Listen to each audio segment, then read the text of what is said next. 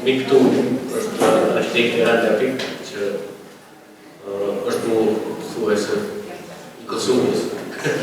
Jetë shpesh për në vizitu, dhe se fund për të tema në këshme.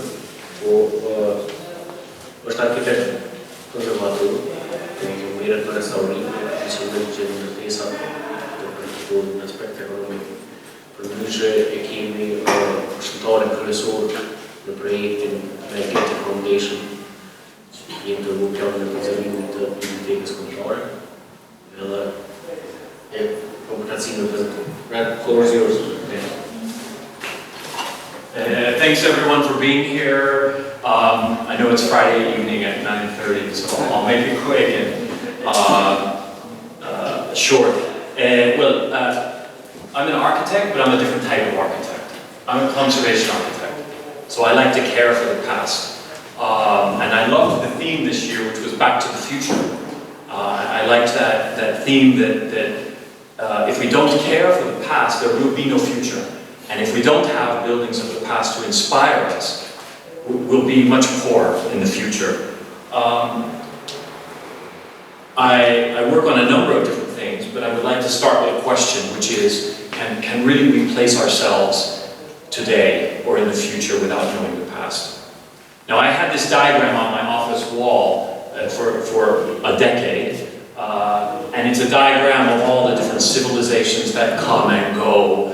If you look across the top, you start at 3000 BCE, and you go to 2000, and you have different continents and different colors, and this in the middle is the Roman Empire, right? You see these empires expanding and contracting.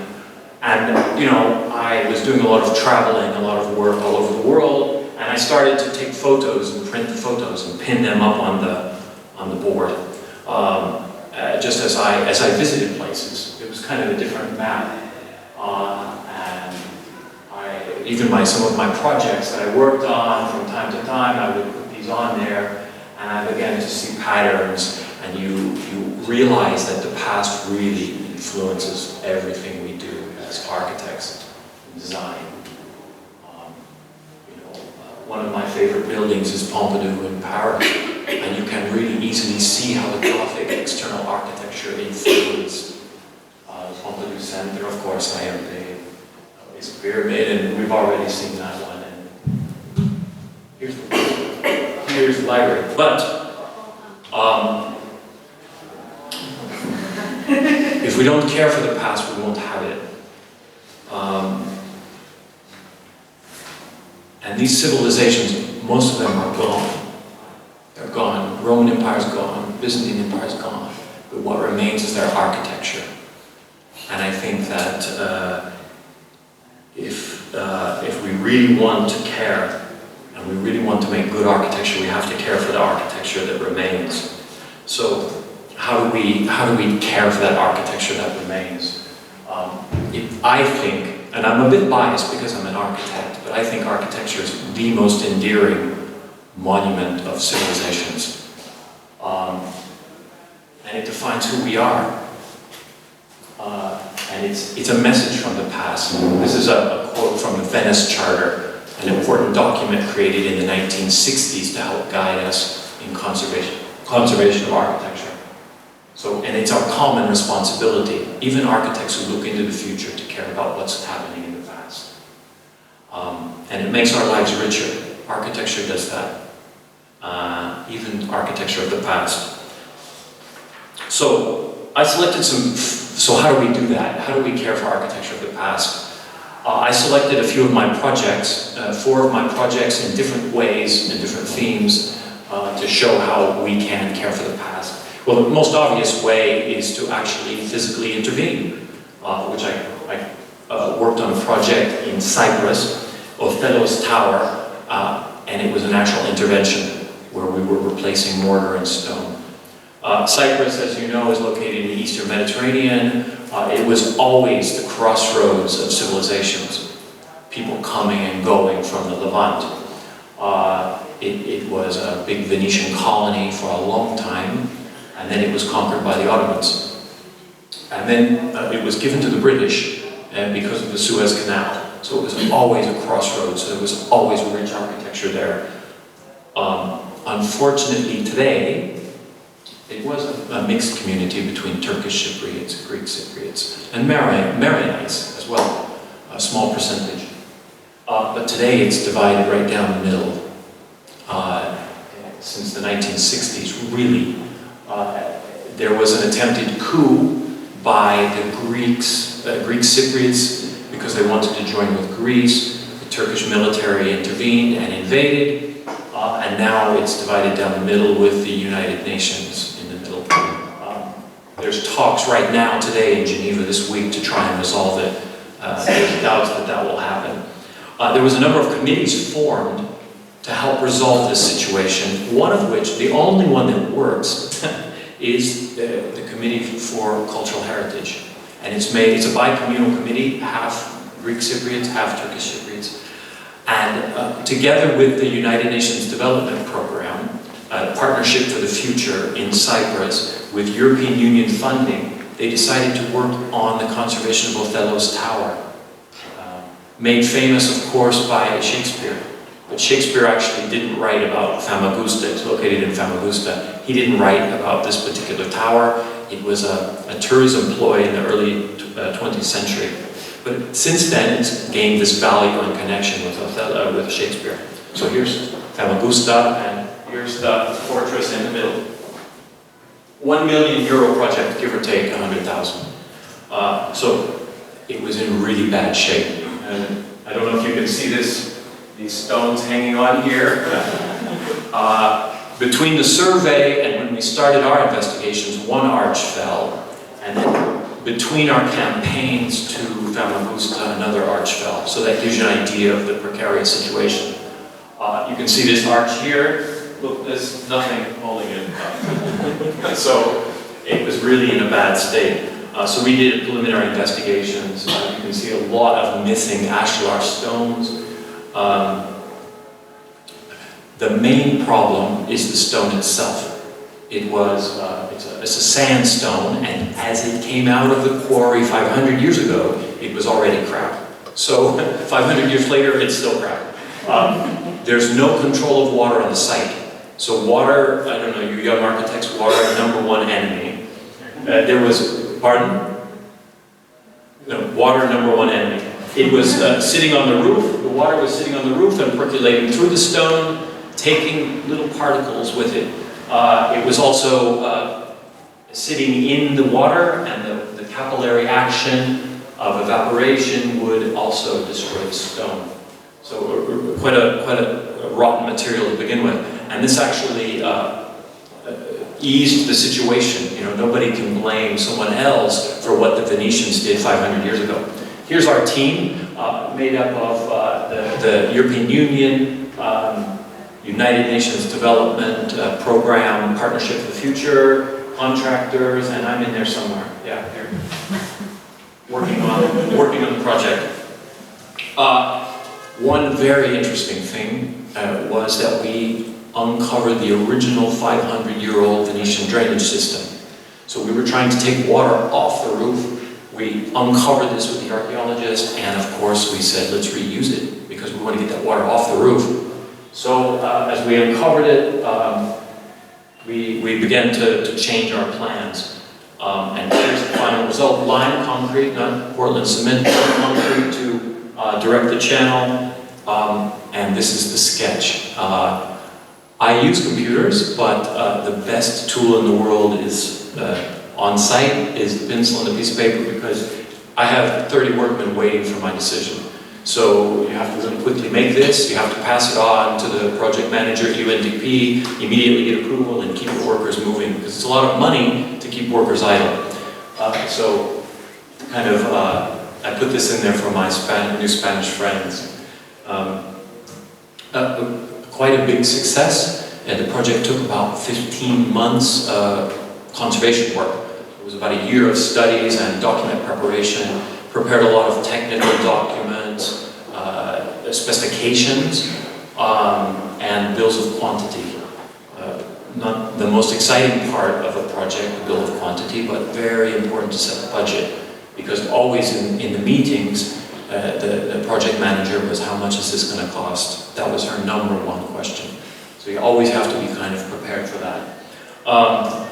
Final result are almost completed in the summer of 2015. You can see the Venetian drainage system here. We were draining it into the cisterns. The Venetians were draining it into cisterns and keeping it for drinking water. We were draining it into the cisterns so that we could get it out away from the structure into the sea in the back there. We also developed a system because the moat, the fosse in the front is only about 30 centimeters above sea level, so we're trying to get that water out away from the external walls. We replaced about 8,000 ashlars, so we were counting ashlars. We were quite detailed in the number of ashlars. So quite a big success. One big part of conservation architecture is archival research, and during the archival research, our architect there in Nicosia, Cyprus, she uncovered the report of the conservation work of the British in 1964. And part of that report said there was a performance of Othello. So to celebrate the completion of this project in 2015, a bi-communal troupe had a performance of Othello in Othello. And it was such a success. We thought that it would run one night. 300 people came, and I said, really, there shouldn't be any more than that because there's only one exit. And so it went on for another few days. They performed, kept performing it, and it was quite a big success. And it really brought this community together, because if the two halves of the Cyprus, if two halves of the community can agree on this, they can agree on other things. And they work really well together. So that was one project. I have been very fortunate to continue with UNDP in Cyprus, and we have worked on a monastery to the west, Agios Pantelemonos. And I loved the results. I just came back from the inauguration, and of course, one of the visitors said, "Oh, when are you going to finish?" And I said, "Yes, I've done my job. I've conserved it with very little intervention, with the minimal intervention." Quite proud of my work on Agios Pantelemonos. We're continuing with another bastion in Famagusta. It's under works right now, a Martinengo bastion. It's a beautiful, perfect example of Renaissance bastions. And it was not attacked by the Ottoman army because it was too formidable. So there's no damage from in 1549 when the Ottoman army invaded. So it's in really good shape. We've also continued on the Ravelin land gate, and it suffered a lot of damages because it was attacked. And it's quite a complicated structure. This one just got started under works, and I was there to take a look at it. You have a lot of surprises in these projects. You can't always anticipate what happens. So we were doing sketches on site. Okay, so that's one example of how we protect the past, is physical intervention. It's straightforward. A lot of trouble, a lot of problems, but that's how we do it. You know, we have to find out which mortar we're going to use. We have to, in some cases, train the workmen. We have to get the right rhythm going. That's one way to protect our cultural heritage, our architectural heritage. Another way, on a bigger scale, is to do design guidelines, because sometimes you can't intervene in every structure. I was lucky enough to have been working in Bukhara in Uzbekistan. Bukhara is in Central Asia, right along the Silk Road, and it has a history that goes back 6,000 BCE. So it has quite a lot of very interesting architecture and archaeology. It's in the red dot there. This is a map of the Silk Road. The Silk Road was just nominated successfully and is now a serial World Heritage Site among 6 nations. Onas Velikes is a very good colleague of mine, and I worked with the UNESCO Tashkent office. So Bukhara is a magical place. Magical place. It's wonderful. They have about 150 monuments like this. 150. For the most part, they're taken care of very well. This is the ark. This is the fortress. For a large part, it's been reconstructed with mud brick. but that has protected the original wall surface below. Wonderful, wonderful architecture. And you know it's special to the people who live there when they have their wedding photograph taken in front of it. This is my little favorite. Nice, cute little mosque. These 150 odd monuments are connected by a medieval city, medieval Central Asian city. And that's what's in danger, the connecting fabric. Because really visitors don't want to walk from monument to monument through modern architecture, they want to experience the medieval city. So that's what's at danger. You have some wonderful residential architectural palaces in the city. And you have smaller workshops in the city. And that's what's at danger in Bukhara. And the theme of Back to the Future, one of the themes we always struggle with in historic cities is how do we adapt today and the future into an historic environment? Because we want the city, it's a city that's quite alive. Bukhara has a lot of life in it. So the people that live there and that work there, they want air conditioning, they want lighting, they want modern conveniences. So how do you adapt those into a historic city? How do you adapt the future to a historic city? Because you have problems like this, they want their cars, but this is the approach to the main market, and it's not a pleasant experience to approach the main market, to walk through buses and cars and this chaos that's happening. So the plan was to help them develop design guidelines. So not actually physically intervening, but helping with a communication strategy with people who own the businesses and the monuments. This is a huge 3 meter by 3 meter sign in front of a monument. It's good to encourage businesses, but they have to be encouraged in the right way. So we developed, we started, they really need to do it, the local authorities, develop design guidelines. The one on the left is, we found a beautiful example of a wooden and metal sign. Okay, everyone knows this sign in Bukhara, that's the best example. This is what we should strive for. We don't want to eliminate all the signs because they're useful. The one in the bottom, some street signage, that's acceptable. It's not the best, but it's acceptable. The one on the bottom, not acceptable. So really clear guidelines that we had translated into Russian and Uzbek. On the right, building illumination. Of course, the best, you want a little more lighting on the monuments, a little less on the businesses, maybe none on the houses, some lighting on the street that may be acceptable, but then what we don't want is Las Vegas on the lower right. It really distracts from the historic medieval environment. And there's been an escalation in advertisement because tourism is on the rise. So one hotel puts out some colored LED, and then their competition across the street put out a little bit more, and then this one puts out some green and blue, and it's out of control before you know it because these things don't cost much and they can be installed in an hour. So really to help with the building inspectors, the property owners, the architects, the authorities, to help them with these design guidelines. This is one I like in particular on the left. We were looking at examples that we didn't find a really good one, but this is an ATM machine that I think is really well integrated into the historic environment. So, it's been put into a window. The window's been removed, so that's not great, but the window's there and then they can just close it at night. And it's less of an impact. And then this is what we don't want on the lower left. It really distracts from the historic environment.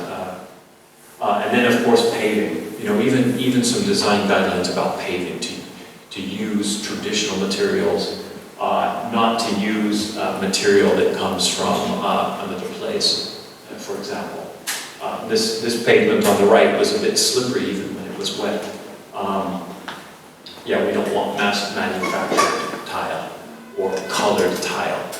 A lot of people say to me, as an architect, well, don't you miss design?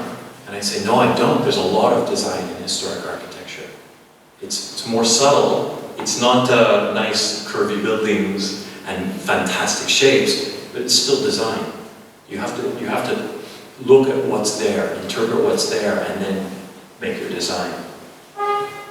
So that's another way. That's the second way to create design guidelines. With a big urban area, you can't intervene in every building. You can't be there the whole time. The third way is to do a management plan, to think about the long-term vision of a historic place. I was fortunate enough to have been invited to work in Pakistan, in southern Pakistan, in Sindh, and they're quite proud of their heritage. This is where it is. It's in a place called Tata, on an abandoned bend of the River Indus. And the River Indus is one of those great rivers of the world that rivaled the Nile. The civilization that was in the Indus River was equivalent to the Egyptian civilization, to give you an idea of how big and how long it was there.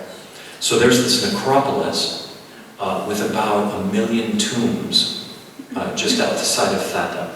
And this is the tomb of Zamadine. Of course, he died before it was finished, so they didn't bother to finish it. So the dome is missing. The dome is missing. But this happens a lot in Central Asia. You know, the ruler dies, we move on to the next ruler. And I'm a fan, I'm a great fan, if you haven't seen, of kind of dramatic photography. So this is looking up through the unfinished dome of Zamadine. And this is a picture of the exterior with the team I was with, and I'll let you guess which one I am. But this building is slipping down the hillside. And this site, UNESCO, the World Heritage Center of UNESCO, has these things called reactive monitoring missions. And if they think a World Heritage site is in trouble, they'll send a team to inspect it. And the team went in the beginning of 2016, and it has also almost gone on the World Heritage in Danger list. And this is one of the reasons, because one of these very significant tombs is slipping down the hillside, and they're not really doing anything about it. The team there, part of the team, some of the team members here, they're right now in Krakow, Poland, trying to keep this off the World Danger List, and I think it's been off the Danger List. So they have a 2-year reprieve. There'll be another mission to go out there and take a look at it, but they're working really hard. There's a new site manager, and they're working extremely hard to protect the values of this site. So I'll give you some other ideas and pictures. It's a magic place, really. I would highly recommend it. Yeah, there's about 53 extant domes. So 53 existing domes. There's about 80 collapsed domes. So to give you an idea, this dome this entire structure was existing in 1980. To give you an idea of it, because of lack of maintenance, it collapsed. So they're working on, to the right, there's 3 or 4 smaller domes that are very near collapse, and they were working quite frantically to keep them from collapsing. So we did an inspection, looking at other domes, trying to set priorities. Basically, it's management. To set priorities for what needs to be intervened on, what's in the future, do we have the funding to do it? Also, what came out of our investigations there are that there are 12 active shrines on the site. So it becomes more complicated. You think of a necropolis as a dead place, but it wasn't dead at all. They don't really have any idea of how many visitors they have. It could be up to 3,000–4,000 per day visitors. They don't really have any way to count, and so that goes into the management plan. But also, how do you deal with the active shrines? Because these active shrines, there's people pretty much living there, and they're carrying out their own interventions, and not necessarily with compatible materials or compatible colors even. So it became a process of putting this into the management plan of once a month, go out, visit, talk to these guys, you know, see what they're doing, provide them with material, provide them with guidance. A wonderful site. And this one is particularly, this shrine is particularly important for me because once a year, I'd like to go, once a year, you have 8,000 or 9,000 people that visit this shrine. And it's become the shrine, really what I call architecture. It's the shrine of architecture because people camp outside and they build these little houses of stone and they hope for a better home. So I didn't put any, I couldn't find any in the last minute of these little structures. But that was resonated with me.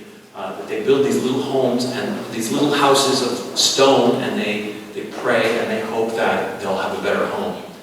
Of course, this is a site plan. One of the things that's going into the management plan is to update this site plan, create a geographic information system. To give you an idea of scope, so to fit it on the slide, north is to the left. It's about 6 kilometers long.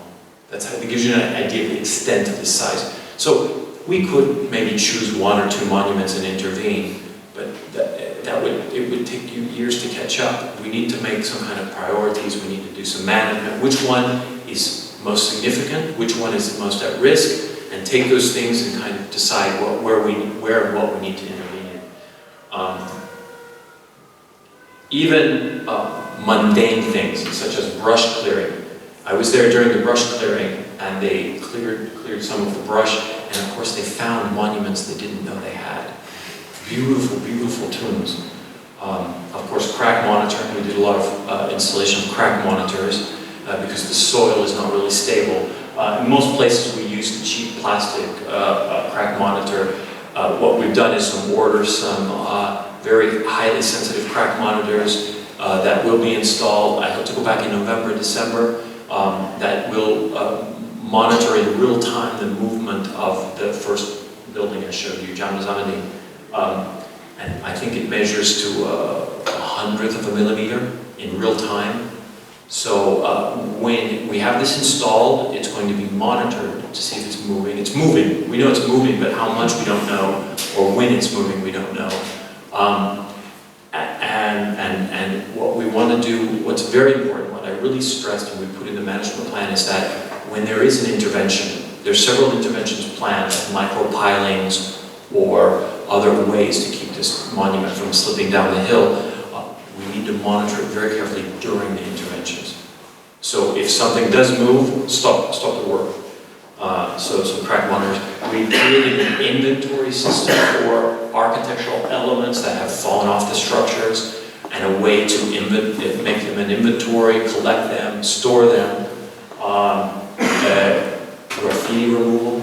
There was quite some graffiti removal. Have you all heard of the broken window theory? The broken window theory says that if you have a broken window, you will probably get another broken window because people will see that the site's not maintained. So, the graffiti theory is the same thing. So if you have one piece of graffiti, it attracts another. So to put in the management plan, this needs to be inspected and removed regularly, the graffiti, on some of the sites that are more remote. Security. While I was there, because the site is so big, they only have 3 security guards, so they bought them motorcycles. And they created a method of them to sign in and sign out. So they know that they're going around at night and not just going for coffee. And then very critical installation of trash bins. It's a kind of a detail you don't think about in architecture often, but it was very important. I'm not a fan of what they selected. I think it's quite ugly, but it empties very easily. It's on a pivot and empties very easily. But part of the management plan is not just put the bins out, but put the bins out, roam around the site, and start talking to people to say, look, don't throw your trash on the floor. This is World Heritage Site. This is a very holy place. Put it in the trash bin.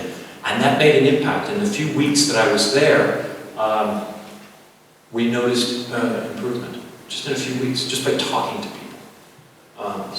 And of course, then there was active works as well. So taking a look at active works, developing a system for them to test for salt in the water. We had a lot of efflorescence on one monument, how to clean that efflorescent salt coming through. We didn't know if the salt was coming from the brick, the mortar, the sand, or the water. So coming up with a simple system I asked them, I said, look, just take your bricks, dunk them in water, dunk them in the water, soak them in the water, take them out and dry them in the sun, and then you'll kind of narrow down where the salts are coming from. Yeah, and then also to coordinate the nonprofits that are operating on site. There's one nonprofit called Pakistan Heritage Foundation, and they received money from the German government to conserve this gem, this beautiful little structure. But also, you know, they're kind of operating independently. So the management plan has to incorporate how these NGOs coordinate. Okay, so that was the second way to kind of make a management plan. Finally, library in Kosovo. So you all know where Kosovo is, right? Pristina, so that's where we are. As part of the Getty Foundation Keeping It Modern program, we received a grant. So Beckham and Noli and I, well, they wrote it and I helped them out.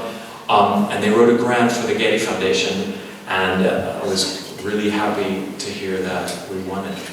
And of course they flew up immediately to talk to the original architect. So yeah, and they got a lot of good insight from him and his original drawings, which will be preserved. And you all know that it's been voted by written in the Telegraph as one of the 30 ugliest buildings in the world. It's really incredible. I mean, you can go on and Google this website. I mean, some are shaped like phallic symbols, and so they are actually ugly. But this one is not ugly, guaranteed. And it was kind of a starting point to talk about this structure. So part of this grant program was to get a lot of young architects together and to begin to inspect the building, figure out what's going on with the building, what's the problems with the building, exploring the values of the building. And here we are. It was a fun week. I think I was here a week and a half. It was a lot of fun. We explored the building in two ways, space by space and system by system. So we did it both ways. We kind of doubled the work, but then the young architects had the experience. So they took a space like the basement and they looked at the finishes, the structure, the heating and ventilation, the plumbing. But then we had another team look at just the plumbing in the building or just the water protection. And here they are. Here's all their names. It was a lot of fun. It was very encouraging. We went to every part of that building 5 or 6 times. And of course, during this, I said, you know, some of the most important people in this whole library are the maintenance men. They were critical in understanding what the problems were. And without them, the building would have suffered much worse. Because we found out in talking to them, this is the roof drain, this is Noli, the roof drain. They clean out the roof drains regularly. And this is really important because there's only one of them for each square of the roof. Also talking with the director of the library to let him know what the problems are. And that was nice client contact for the young architects in exploring the roof, looking at the water damage, looking at the plumbing. I mean, I don't know what that is on the right, but a toilet is above that. I don't want to be underneath it when someone uses it. We also did an exercise based on the Nara grid.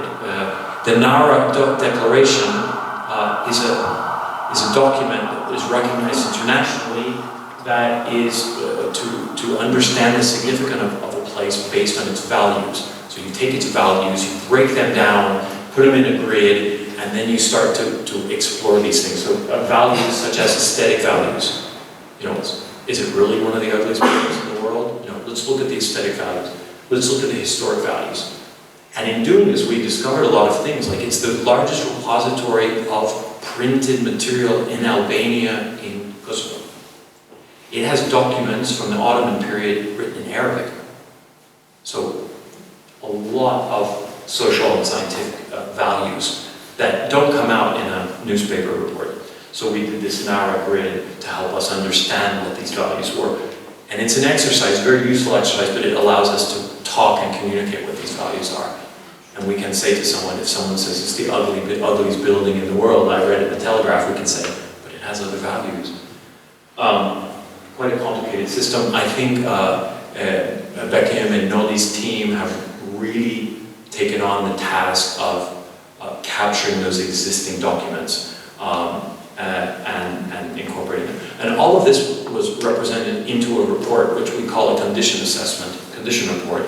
And this Kosovo Architectural Foundation presented this to the Getty in March, and they were quite happy to see it. It goes system by system and floor by floor, really describing what the priorities are, the problems, the values. Here's some photographs of the place. I mean, some of the young architects, we went there the other day, I mean, don't leave without going to this beautiful building. Some wonderful shots of the building. There's 99 plastic acrylic domes, 99 domes. The domes are not the problem. The domes were replaced, I don't know, you remember, Nodi, 8 years ago, 5 years ago? The problem with the roof of the flat parts, there's not enough slope, there's less than 1% slope, and for each square of the roof, there's only one drain. And that's not to modern day standards, you have to have an overflow. The aluminum grid is in really good shape, but one thing we discovered, I mean, the young architects have fabulous ideas. You know, one thing we discovered was that the theft or entry into the building was quite easy because of this grid. You could just climb up that grid and you're in the building. Some nice, beautiful shots. The auditorium. Even the clocks. Huh? It's a gorgeous clock. Unfortunately, I didn't see it there when we visited this week. I'm afraid it's disappeared. The circulation spaces, I mean, the architect thought of everything. And it's very rare that you have a client that allows you to design the stairs and the furniture. Even the furniture fits. If you all visit, take a look at the furniture because you'll tell which furniture fits and what doesn't. Because they were designed by the architect or the architect's team. Even the mechanical spaces. I mean, this tells you the level of detail and design and care that went into this building, because this was not meant to be seen or visited. This is the elevator mechanics, to lift the elevator. And it's a gorgeous space with a little dome, a little light, and I could read up there. I could go up there and read. I would make it my office even. Even where the air handling units are, in the basement, looking up to the ventilation shafts at the building, which is a gorgeous space. It would be a nice place for a party down there, actually. And then the last image, you know, from the mezzanine, completely white, flooded with light, flooded with diffused light, completely white, looking down into the auditorium, which is this deep, rich red. I don't know. You know what kind of wood it is? I don't know. I don't remember. Wonderful, wonderful. But this view is closed to the public because of the roof water problems. So one of our recommendations was, you know, if you have a meeting there, that you can increase the capacity of the space, and people can go there and arrive late without having to bother the main auditorium. They can come up here. Or, you know, you can have it as a space for people to come and go, but because of the condition of the roof and the water leaking and the floor, it's closed. So this beauty, this level of beauty is not experienced by people that visit, unfortunately. It's okay. So, if we don't care for the past, it can't inspire us. And this is a picture, help me with the pronunciation, of the thank you. You all know this building. If we don't care for that, you can see where the influence was. You can easily see where the influence was. I mean, this is a common motif in this part of the world where you have a box and a dome, a cube and a dome, multiple domes. And you can see the influence. You can see that Andreas, the architect, was inspired by the past. But if we don't care for either, we're gonna have a hole in what inspires us for the future. And we need these places of the past to anchor ourselves and to know where we stand. Some final thoughts. You know, I think we're in a very lucky profession, but also cursed. because we have the ability to make monuments for the future. And I think that our surroundings have a serious impact on us. I can feel it. When I enter space, we went to Skopje today, and we went to this wonderful opera house. And I felt this wonderful joy in being in that space. I'm an architect, so of course I'm going to feel that. But I think other people feel that to some extent, more or less. So our surroundings, our environment has a really deep impact on us, in our daily life that we don't maybe realize. And it makes us happy or sad. It relieves our stress. And the hotel where we're staying, it really relieves my stress when I arrive to a well-designed place and I see the pool and I see people coming there. And there was a wedding photography party there yesterday. So this is not just me as an architect. This is normal people recognize the beauty of that place. So it has a big impact on us, and it impacts us physically, emotionally, psychologically, and that's architecture. Okay, but historic architecture has the same impact on us, and it's powerful, and it connects generations together, and it gives us a sense of place, and it provides community with a sense of their identity, and historic buildings, architecture in general, but historic buildings in particular, from my point of view, it enhances our quality of life. And then this is why I think it's important in the future to care for the past. That's it.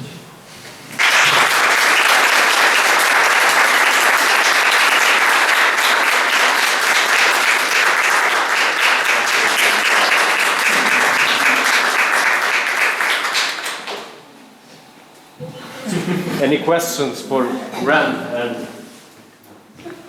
do you all want to visit the library now?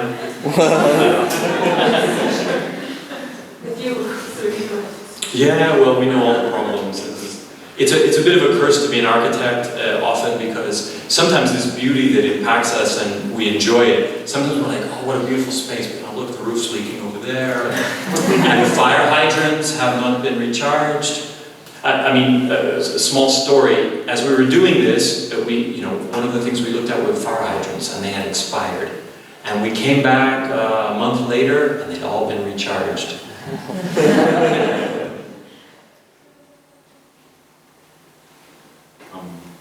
Thank you for the talk. It's incredible. Thanks for coming. I was worried. No. I was worried 5 people would be here. No, I think you've got the best job.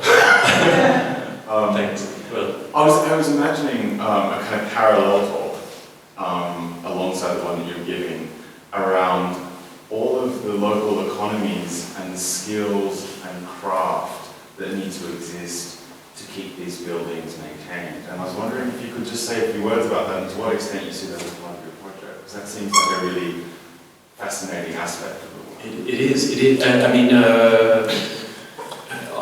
the care for these structures takes skill, and it's always a deficit. We're always in a deficit for skilled masons, carpenters, and these historic places are magnets for tourism. Magnets for tourism. One of my studies is how this impacts us economically, and you have more jobs.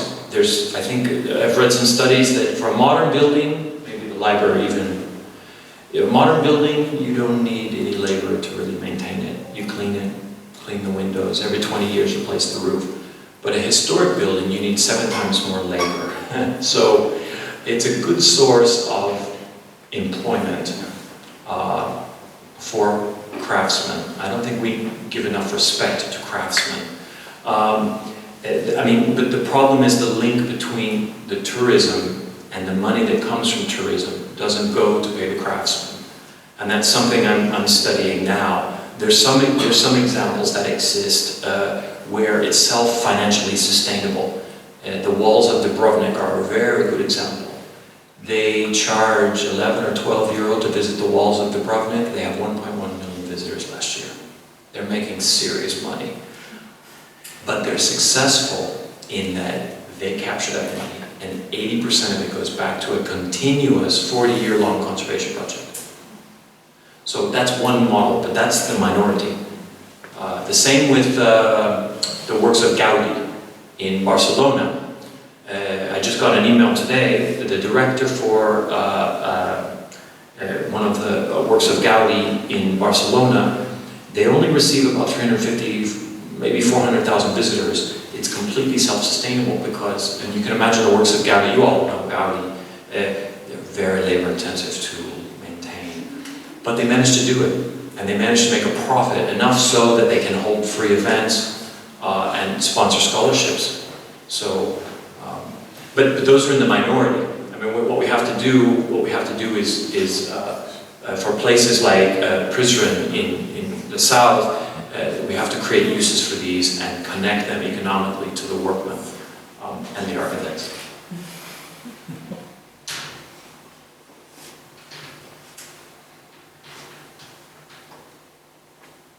It's late. But I'm around all day tomorrow. And yeah, I think we will be around at 1 o'clock. We'll have a meeting in library. And another tour. yes. So we can use the opportunity to visit the library. I don't know. Do you think we can get access to the roof? We I mean, in small groups, maybe. Yeah. People, maybe. We'll try. We'll try. Maybe we can sneak up. I mean, I wish I had a tape recorder. As people come out onto the roof, it's like, you know. And also, you can show us your new office later. Yeah, we can sneak up to the elevator shaft. It's not locked. Anyway, I mean, I really enjoy. I was speaking to a lot of young architects over the last few days. It's a wonderful profession. Architecture is very frustrating many times. Not economically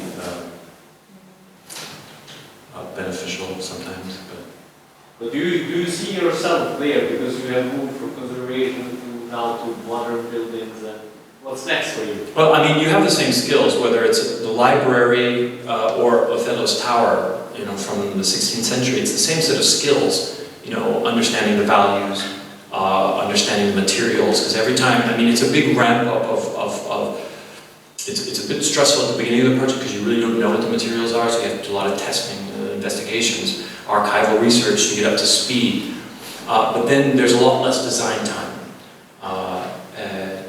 It's the same. I have practiced traditional architecture, creating buildings from zero, several homes, a few industrial buildings, an airport.